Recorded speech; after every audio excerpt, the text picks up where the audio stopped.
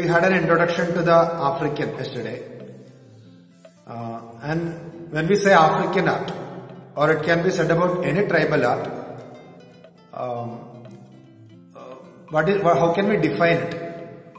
So generally, its definition is like any art that comes from the people of Africa, or to be more specific, from the indigenous people of Africa, we may consider it African art. That is a very general definition, and it can be applied to any tribal art or any indigenous people's art. But there is a very restricted kind of definition which many of the European scholars are making. That actually takes, especially with regard to African art, when it comes, they restrict the definition in such a way that African art includes all the artifacts that have some kind of connection to the culture or religious practices of those people. In the sense, it must be used in a certain ceremony of theirs. It must be a part of their ritual. According to the belief of those indigenous people who made it, it must have some kind of powers, like to heal somebody, to curse somebody, some kind of supernatural powers that object should possess.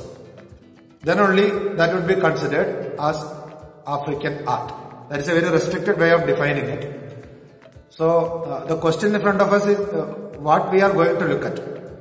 Okay, when we take the restricted definition, very often it happens that most of the modern art practices that we see from Africa will be excluded from that definition of African indigenous art.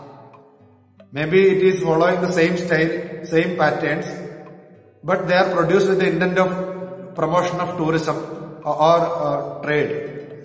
In that, when we consider it in that regard, in a very restricted way of defining African art, the modern works of art that comes from Africa may not be included, because very often in the modern times, they have a disconnect from their ancient way of practicing it. They make a mask. They believed that it has a power. There was a spirit that was indwelling in the mask. But maybe a modern artist is making a mask in the modern times, having nothing to do with the rituals or practices, but only for its aesthetic value or for sale. In that case, we may not be able to consider it as African art in the restricted sense. And when we consider this as a separate subject, that restricted sense is very important for us. That is the reason why we have to also focus on the ethnological or anthropological elements under the consideration of this subject. We will be trying to look at the prominent tribes, though we may not be able to go into too many details because time is a factor. We need to finish all the other areas also, like Oceania, America we already did, Australia and Africa. So we look at the prominent tribes, we will understand which are the prominent tribes and how they are geographically distributed in Africa, and the religious manifestation, what are their religious practices. And there are certain concepts which are very unique to Africa, like the concept of Nyama, we will come into that later. And there are certain cultural concepts underlying the primitive art. Whatever art or objects they were making, there were certain cultural concepts like animism, fetishism, magic, sorcery, totemism, mythology. There are certain elements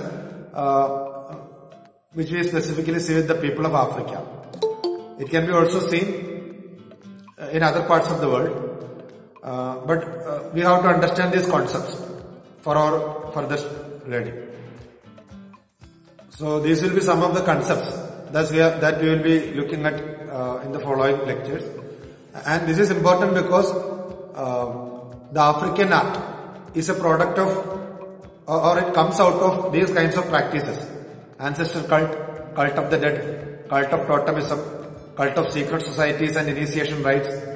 There are different forms of sculptures, and each sculpture carries nature spirit, ancestor spirit, magical statues are there, animal carvings and masks are there. So we'll try to understand all these different cults and also various concepts which are very specific to Africa. And I will show you the names of those prominent tribes or prominent indigenous communities in Africa. They are Bambatra, Dogon, Senufo, Baga, Kisi, Mendi, Baule, Dan, Ashanti, Yoruba, Ibaibo, Aife, Benin, Bakota, Pangwe, Bakongo, Bakuba, Baluba, Basange, Bapende, Bateke, etc. There are many other tribes also. But we will be referring to these people because there is a certain prominence for these people for the work they do. And we will try to describe and analyze in brief the art of these people. Okay, we may not look at everyone, but in general we will be trying to look at them. And what are the different forms and functions of their statues, masks, etc. And there are very specific cultural concepts of African people. There are animism, fetishism, totemism, magic and mythology. The cultural concepts of African people: animism, fetishism, totemism, magic and mythology. Maybe you know many of these concepts, but we will try to understand how the Africans understand this. So when we enter this zone, what is our major purpose? Means what is our scope and the scope and relevance of the course? Means this helps us to understand the nature and origin of human culture. How does the human culture originated and developed? And also it throws light to the origin of religions and their practices. Today we have different religions, very institutionalized religions are there.